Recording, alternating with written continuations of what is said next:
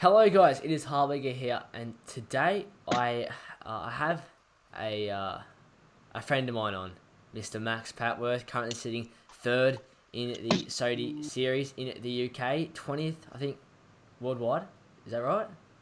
Yep, it's Uh, correct, that is. and unfortunately we couldn't be joined by legend Christian Barber and Mr. George Hannay. Um, they couldn't make it today. We had a few issues definitely with the audio getting it to work, but we're here starting a new podcast. I guess it's kind of inspired for me. I definitely inspired it off the Pit Lane podcast. It's such an OG series that was. We're starting the F1 show. Yep. Now, if you're a long time viewer, I did try to start this up and never came to fruition, but now it should. So I've got only Max on today, and yeah, and just say some few words, Max. Christian Barber. Christian Barber couldn't be here today, but you all know why. Yeah, lazy. Yeah, exactly. We're talking to him earlier. He's sitting in bed, shaking my head. He's still in bed, and it's nearly 3 p.m. here. It's 11:30 here, nearly, so. Oh no, it's easy, isn't it? But yeah, let's just delve into it. Yeah. What's our first story for today?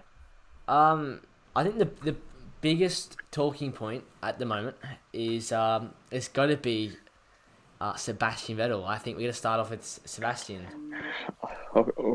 We always start off with Sebastian. It's sad to see that his relationship with Ferrari has gone downhill to this much. If you look back in 2015, I don't think anyone could have predicted this at all. If you got told this in 2015, people would have said no way. Yeah.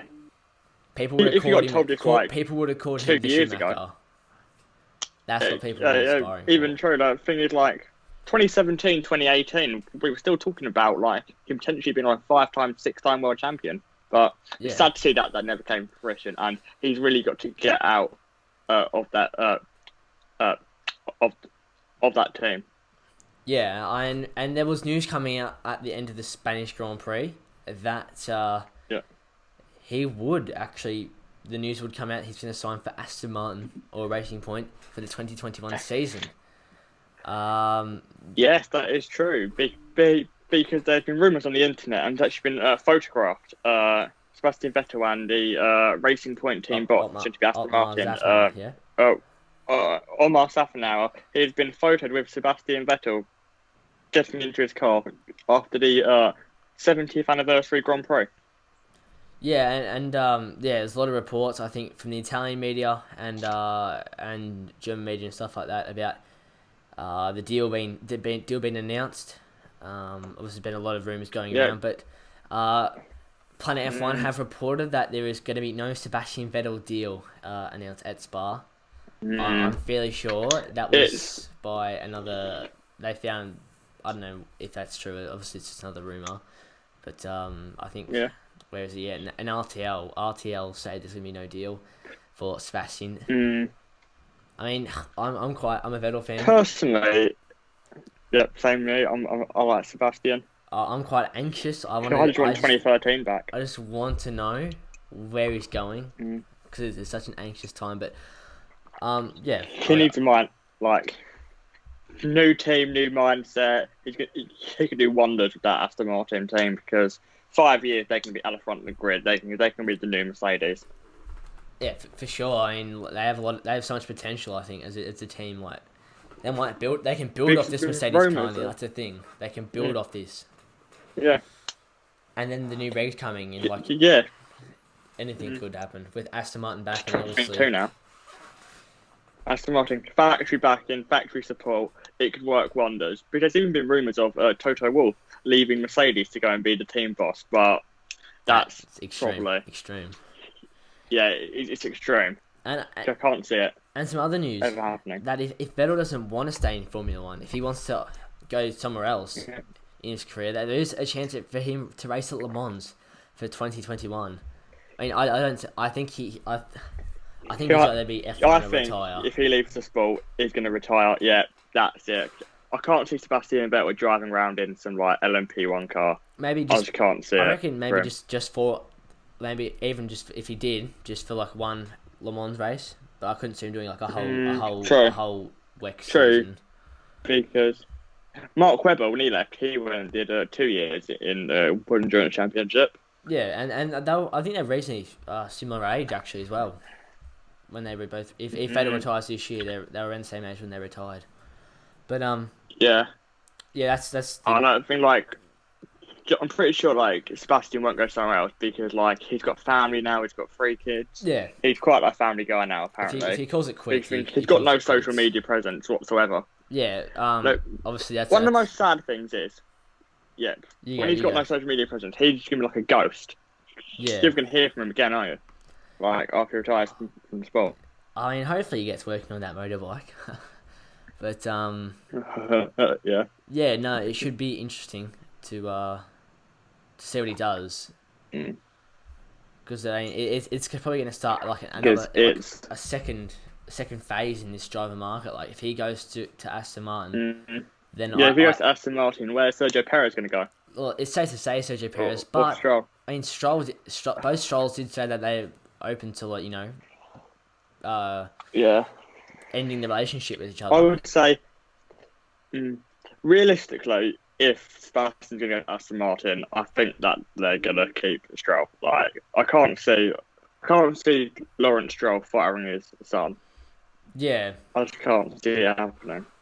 Yeah, it's difficult, I think, to see. No, because realistically, at the moment, Sergio Perez and Sebastian Vettel, what a lineup that would be in the midfield. That might become a top echelon team as well. Like imagine that. That's still. That's top echelon team. The thing is, what I'm imagining is because Daniel Ricciardo is going to McLaren. That's going to be a really good they're going to be like third place in the constructors next year because McLaren they're going to have a Mercedes power unit. They've got a really good car at the moment. They're going to be fighting for podiums consistently. Exactly. That's just that. Maybe extra 10th around a lap. That's all they really need to kind of start fighting with Racing Point and Red Bull. Yeah. That's interesting actually. Well, that could lead us on to our next point about Red Bull. I think they're in this weird phase. Definitely, they have Max Verstappen, their star driver, but Alexander Albon. Yeah, the man in question. Albon's got to either improve or go. That is what it's going to be. Well, who do you put in that seat? If he's there by the end of the season, big thing is, let's see. I don't think Red Bull would ever promote Daniel Kvyat because they was unwilling to promote Kvyat when he was clearly a better driver last year. So, Kvyat, he deserves a chance because he's only had one full season at Red Bull, and in that season he beat his teammate Daniel Ricciardo. I think it's just just for Red Bull's pride. Given the right equipment, Daniel Kvyat is Red Bull. They may need to swallow their pride because realistically, who can they get in the seat? Nico Hulkenberg, maybe. I've seen Van Dorn. If they buy him out. I don't think. Is it? I wouldn't buy Van Dorn out. Surely not. I've seen Hulkenberg jacked up a couple of times. Potentially Perez if that happens, but that seems unlikely. If Perez loses, and I don't think Sergio Perez wants to play the second driver role because if you're moving to Red Bull and you're not Max Verstappen, you're going to be the second driver of it, clearly. Which is how top teams work. That's how it goes, unless they show their worth. Like if Perez come out and then had a season where he matched Verstappen, I think they would have to kind of be more equal. Yeah, that's what they have to do to fight for a championship. But then again, Max will. Yeah, something.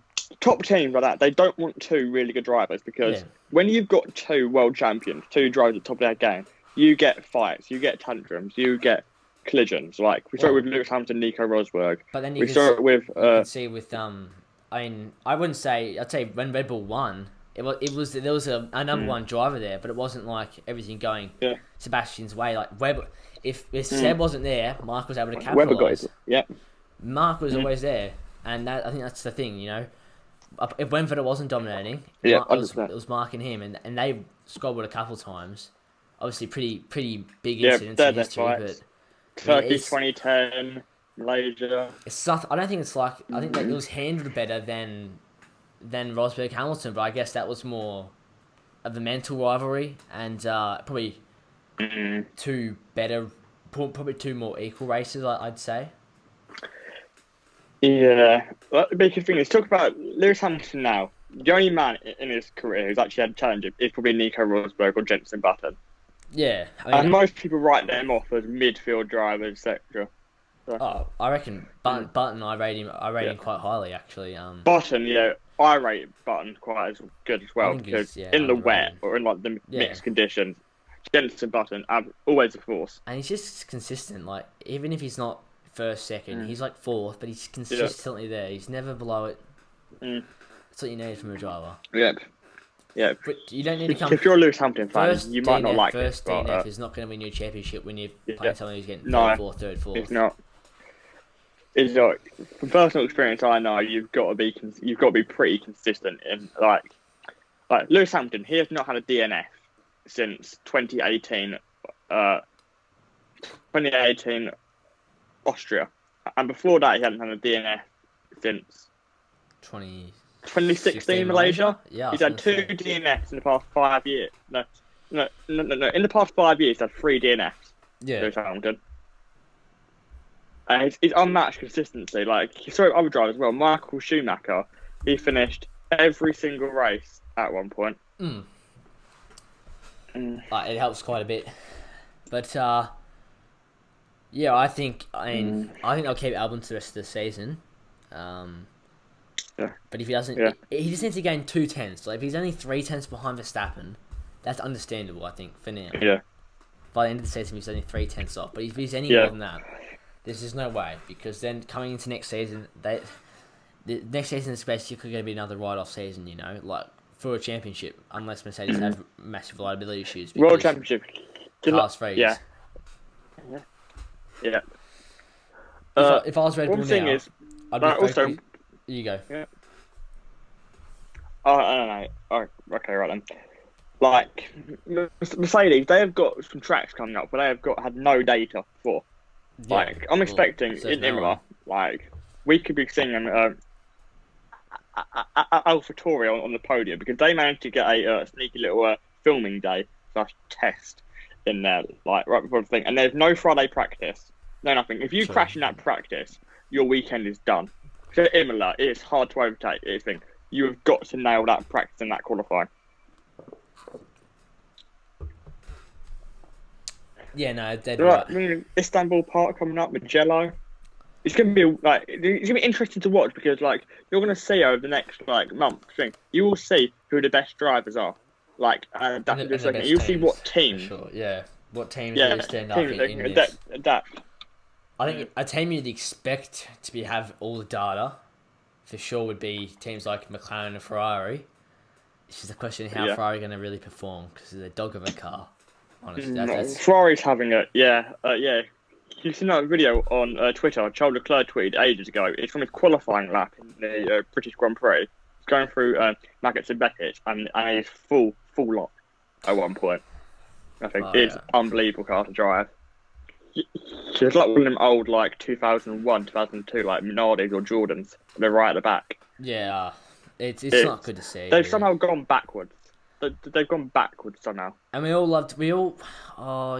people love and hate Ferrari, but in the end, we want teams. We want all teams, all the teams, be able to fight for the championship. So it's not good to see, really, for Ferrari. Preferably, if I can have my wish, I want to see another 2010, 2012, where there's 2012 for 4 teams consistently at the front. No. In 2012, there were Red Bull won a race, Ferrari won a race, McLaren won a race, Williams won a race, Lotus won a race. So that's 5. Sauber, they was consistently on the podium. Nico Hulkenberg nearly won in Brazil. Each weekend, it changed. And you saw some amazing races because of that. Yeah, I mean that's a big thing. I think we just need that variety. I think now.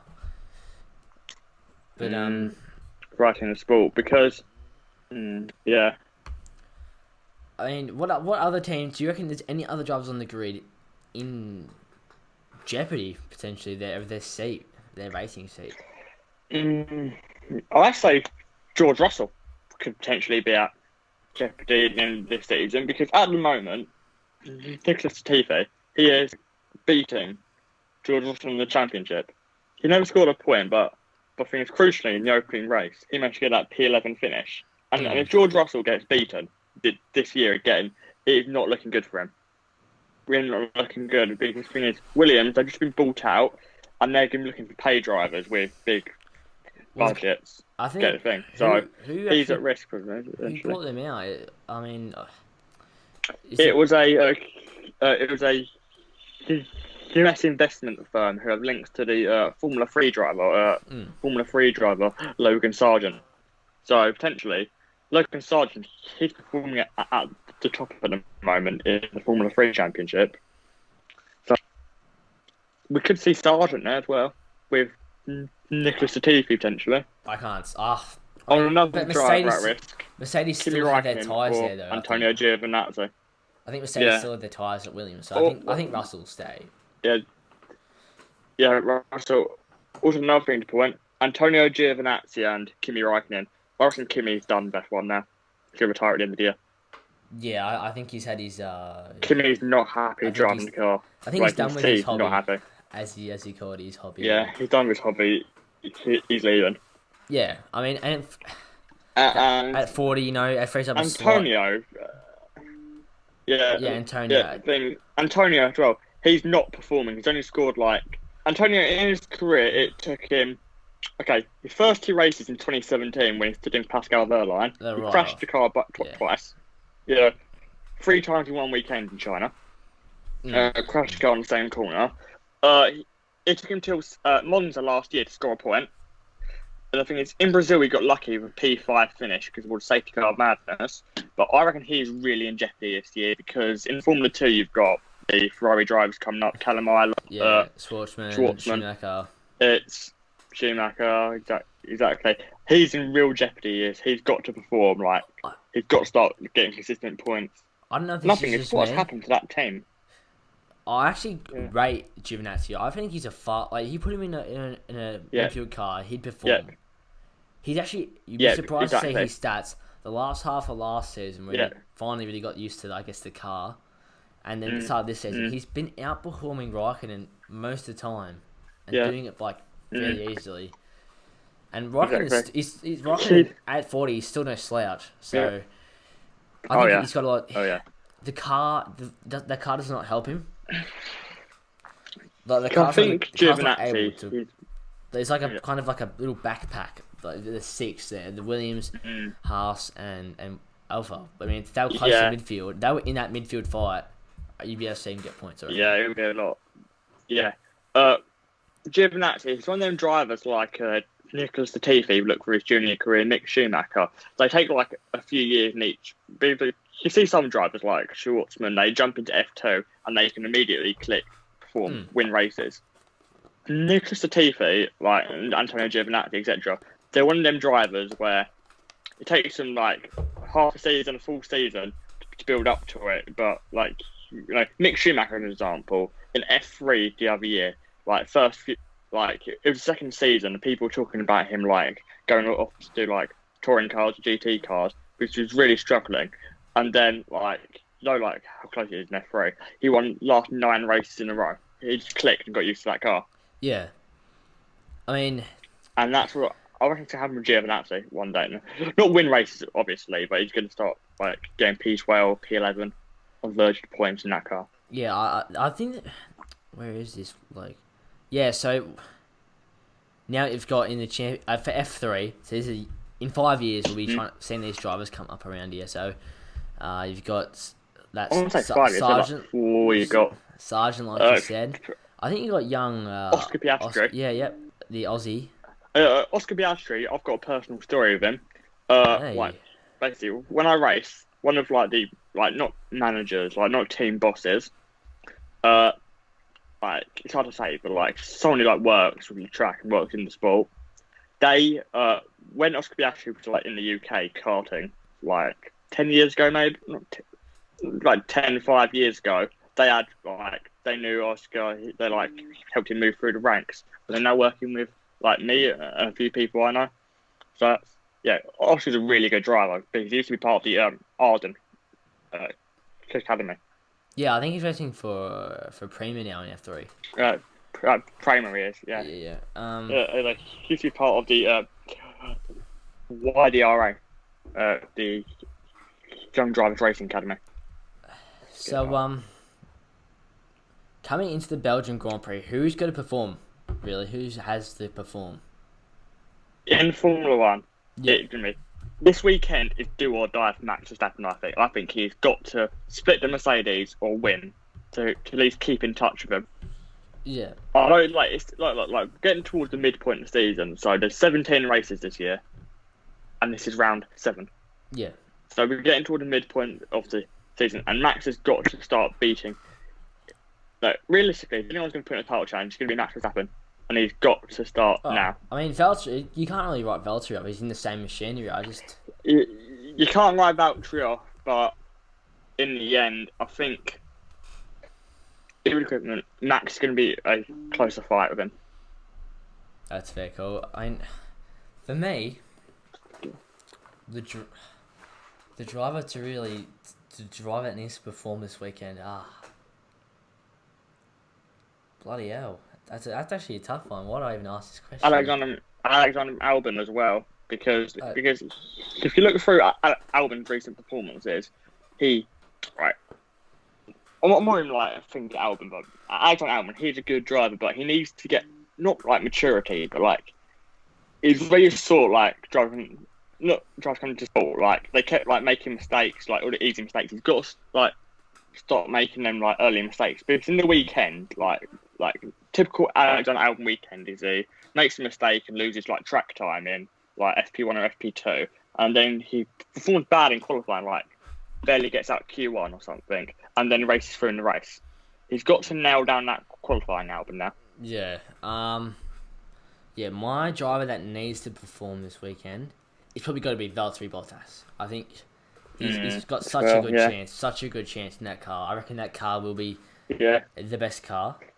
But actually, I don't think it will be as fast as what it has been. I think it will be a lesser gap to a car. I'll get into a bit later, but yeah, I think Valtteri Bottas needs to outperform it's a power Lewis circuit here. as well. Yeah. It's a power circuit, and it's going to come down to because if party mode is not banned this weekend. That's being banned from Monza now. Yeah, it is. Mercedes is going to have a clear advantage qualifying in the race. Yeah. So Valtteri, we know we can beat Lewis in qualifying easily. Not easily, but like he's a match for Lewis in qualifying. Yeah, he's got the pace. Yeah, he's got the pace, but Lewis is just like more like a more complete driver. Experienced, I reckon. Experienced. He's been in the championship fight for so many times, and he's won so many of them. So. Like Max Verstappen. Go ahead. No, you go. I was about to skip ahead. I was going to say Max Verstappen. No, he is actually ahead of Valtteri Bottas in the Drivers' Championship now. He's on 95 points, and Valtteri Bottas is on 89. Yeah, I think Valtteri's got a bit unlucky the last couple of races. I think. I mean, especially the British Grand Prix with that puncture. That was unlucky. Bad. Yeah, I mean, and then a couple other things could have went his way. He could be. Second place quite comfortably. But he could be like 10 points behind Lewis at this rate. Exactly. Yeah. And I think, even if he starts from second, it's not that bad of a thing around here, obviously, as it's shown. Yeah, that is the thing. Because if you start second, you can get that slipstream up, over Rouge, up on Kemmel Straight, lap 1, get past. I reckon that this leads us quite nicely into our predictions. I'll let you go first. What's your predictions? Go pole position and then your top 5 predictions. Pole position, I'm going to say Valtteri Bottas. And in the race, I'm going to say, Lewis Hamilton, Max Verstappen, Valtteri Bottas, Stroll, and then maybe Charles Leclerc in P5. Dragging that Ferrari into the top 5. Who do you reckon will be driver of the day? I'll say Sergio Perez maybe, because I can't see it because Perez qualifying at Spa historically isn't very good. So I can imagine Perez starting like mid-pack, like P12, P10, and fighting his way through to the front. Well, the last pole positions in the last 5 years has been Leclerc, Hamilton, Rosberg, Hamilton. So obviously Mercedes, very, very dominant track. Yep. Historically, Spa has always been a really good circuit for Force India Racing Point, hasn't it? Because like 2009 they took a pole position there, and like even going back to 2018, they so nearly like got on the podium. They so nearly got on pole in that session. Yeah, and it shows, Mercedes, in the last 5 years, Mercedes 8 podiums, Red Bull 3, Ferrari 3, and Lotus Renault 1. Yeah. And Roman Grosjean in 2015. Yeah, it was. So, who do I think will get pole position? I think I just can't go past Lewis Hamilton. I think he's very quick. He's obviously got pole 3 times in the last 5 years here. I think he'll beat Valtteri Bottas. But in the race, though, we've got to. Yep. In the race, I think Valtteri will come home with the win. I've had a hunch all day. Lance Stroll in P2. Obviously, we know that Racing Point has some good pace. Yep. He's very similar to last year's Mercedes. It's a bullet. Yep, it is. And I think, Hamilton might have the greatest start, and Lance can capitalise on that, hopefully. Then Hamilton 3rd. Verstappen 4. Then, I'll say Carlos Sainz 5. I reckon not last race. It's a Renault engine, so... It was a very positive race for him last race, though, you see. Yeah, that is. And it's just that spark. It was a good race. And home race. When he gets in that zone, he's one of the quickest out there. So yeah, that is true. Yeah. I think he'll finish. Norris, he's putting up quite a fight for Sainz this year. Yeah, and I think Sainz is just going to start to really creep back into that kind of best of the rest hunt. Because could you imagine being Carlos Sainz now? Because you signed a contract at the start of the season, and you think you made a good move, but you know deep down that next year you're going to a team with not a very good car, and you're leaving a team with. It's almost a step backwards he's taking unknowingly. But is that step backwards going to become a step forwards for him in 2022? So it's going to be one step back, 2 steps forward, maybe. Exactly. It could be a title challenging car in 2022. But my driver of the day. Now, this might sound weird. Probably doesn't make any sense. Probably won't even happen. But I just have a feeling that the driver of the day is going to be Roman Grosjean. I think he needs to do. He needs that click. Like. I actually do. Yeah. I think he's a very fast driver, but obviously he's not. He's accident prone. But I do really rate him. Yeah. He actually goes quite well, obviously, with that podium in 2015 in that dog of a car. God awful. It was god awful that year. And obviously running in P4 and then took advantage of Vettel's puncture. Yeah. And then he had the pace, so he did really well. And I think. He might not have the greatest qualifying, but he had to fight his way back up, potentially for points. I don't know. That's maybe a bit of a stretch, but I think just the way his racecraft is just going to be Roman Grosjean of 2012. Yep. One more thing. I should have said it for the predictions. Have you seen the weather forecast? It was due to rain, I think, but It's due to rain all Saturday and all Sunday. But then again, it is F1.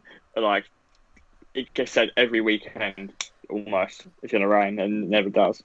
I'm fairly sure, if I check... Yeah, I'm pretty sure we're going to get rain at some point in the weekend. Knowing our luck, it's going to be Sunday morning, I think. Where actually is the circuit? Circuit's in, it's just south of Liège, in between Malmedy and Spa. I'm going to click on race fans. I think there was an update though. I think I saw an update where it's not. Well, it's not as. It's due to rain Saturday and Sunday, I can say. The I'm risk of being rain. told. What is the risk of rain? Please tell me. 90%. It's 90%. I'm seeing it on the BBC weather app. That's usually pretty good. Oh, Yeah, that went backwards. greatest chance of rain is around 1 o'clock. That's about an hour before the race starts. The thing is, Spa, you can never predict the weather around there because it's in the Yeah, it's in no. the It's raining. forest. Then it's cloudy all Friday. Cloudy. Yeah, Then showers Saturday, Sunday, maybe rain. and rain, like good rain. Let's have a look. Chance of rain. I did hear that it's not extremely high though, which is Yeah, no. when I Yeah, heard that I was it's like, saying that there's a 90% chance here of precipitation. Wind speed of 7 miles an hour on Sunday. yeah. It's unpredictable though as well, but I reckon there's a good chance of it. Yeah, so Raining. no, a 40% chance of rain on the Saturday, and a 90% chance of rain on Sunday. Though, is that 90% chance of like what? 10 mil, 2 mil, anything like that? It could just be a light shower. Don't anything no. It's Spa. It's in the thing. It could all just come down at one point, at one corner. We have like 2007 European Grand Prix all over again. It could be a hectic Grand Prix. Indeed, it is going to be. Oh, I pray it does. 90%. Yeah, 90% rain. Historically, 90, when it's rained at Spa, 90% chance of rain with rainfall near 6 millimeters.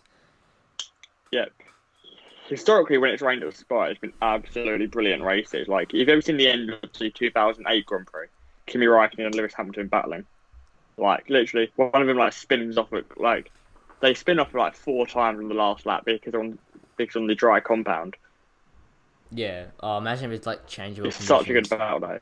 Changeable conditions would be amazing. But I think we've gone for long enough now, and now we're just chin wagging. I think we will wrap it up. Yeah. Max, thank you for joining me today. We'll be back after the race on Good night, mate. Sunday, hopefully, or the Monday. Yep, With our race on Monday, with our race rundown, I reckon. Mm-hmm. All right, Max, thank you for joining me. Fingers crossed we get some predictions right. Yeah. Hopefully we do. Hopefully. Yep. All right, I'll see you, mate. Hopefully. Yep. See you, everyone. Goodbye.